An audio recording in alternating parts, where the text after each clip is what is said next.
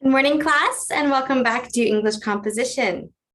I'm very excited today about our topic. We're going to be discussing the basics of diction. Diction is something really near and dear to my heart, so I hope that we can all have some learning time together.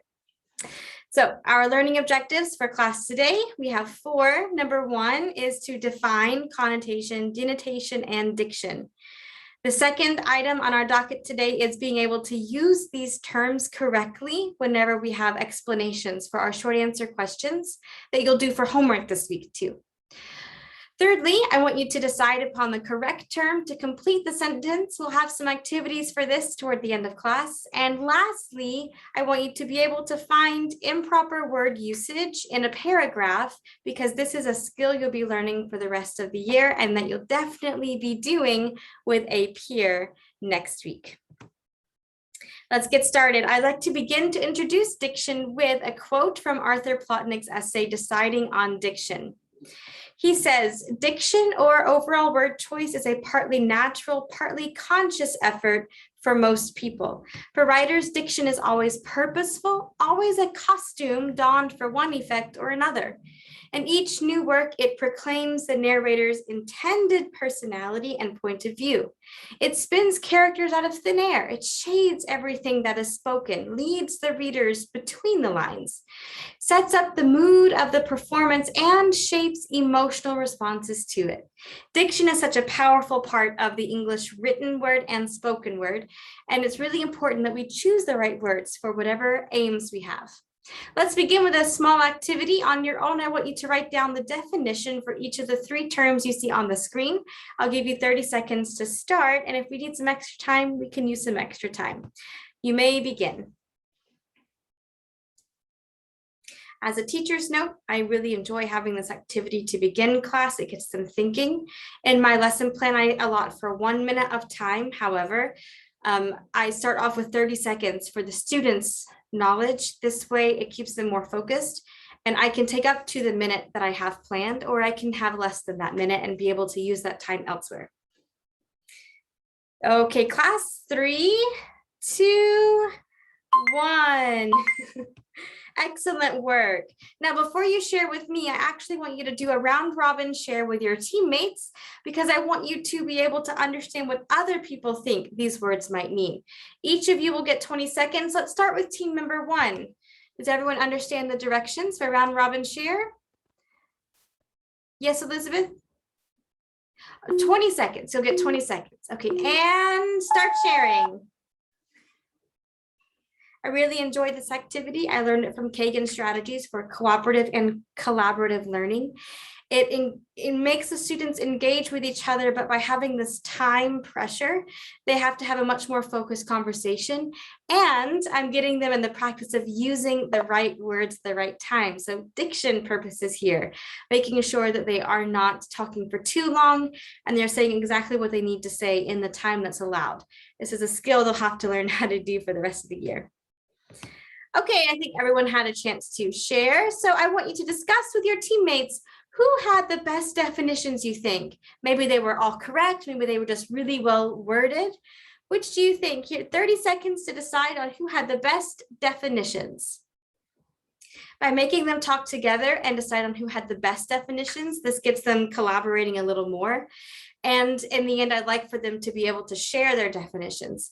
In this little mini lesson, there won't be enough time for that. All right, thank you everyone. So please raise your hand if your team voted yours as the best definition. Jack, really? Oh, that's awesome. Great job, everyone. So yeah, let's talk about what the actual definitions are. Connotation, as per Merriam-Webster's Learner's Dictionary, which is my favorite dictionary, connotation is an idea or quality that a word makes you think about in addition to its actual meaning. Denotation is the meaning of the word or phrase. So denotation, dictionary, connotation, conceived idea. Dictionary, conceived idea. Both of these go hand in hand with creating diction, the way in which words are used in speech or writing. We also call this word choice, but diction is just the overall concept. Sometimes we choose the wrong word in the wrong context. I want us to avoid having those kinds of issues. So let's practice with connotation and denotation. Does everyone have their mini whiteboards? Okay, let's have team number 3 of every team hold the whiteboard for this time. Yes? Oh, absolutely. Yep, here you go. Yeah, you got your marker. Okay, everyone's got their markers. Great, so write down the answer A, B, C, or D that your team thinks is the correct answer for the questions. Our first question is, teenager is angry with her mom. Mom, just stop blank me. I just need some space. Give me an all done signal when your team has chosen. All done, very fast. Super easy, right? 1, 2, 3, share? Yes. Okay, we knew smothering was the answer. All of the other words, helping, nurturing, loving, all 3 of these mean the same thing as smothering in this case. But smothering has that connotation of just being a mother that just is just too much. Just give me some space, right? Like you're smothering me with your love and your nurturing. Let's try a second one. This one's a little bit tricky. Think in context of editorial essay. Although the general public seems to blank that the wage gap exists, the data suggests most people are blank from action because of lack of efficacy. Okay, give me an all done signal. Team 3, you got it? Got it. All right, everyone's all done. Perfect. Okay, let's share. 1, 2, 3, share. Yeah. Okay, so we were all correct on this one. I thought this would be tricky. Do we understand why A is the correct answer? Jacob, can you tell me why A is correct? Yes, so oftentimes we can just use intuition. In this case, we knew that using big words like general public, wage gap, efficacy, and it being an editorial essay, we should use the strongest words on our multiple choice list, acknowledge and discouraged. Absolutely. Does anyone know what an editorial is, Alisa? You're very close. So it does go in a newspaper. You're right about that. An editorial is an informed essay about an opinion of something for an informed audience. So we're assuming the audience has already been informed about the topic a little bit, and I can either agree or disagree with your opinion and research. Okay, last one. This is a persuasive essay, so sort of like the conclusion to a persuasive essay. It is for these reasons that all of humanity should blank together and blank against the climate change that blank to destroy our planet. Okay, give me an all done signal when you're all done.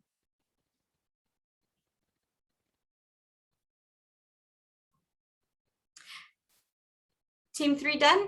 Jacob?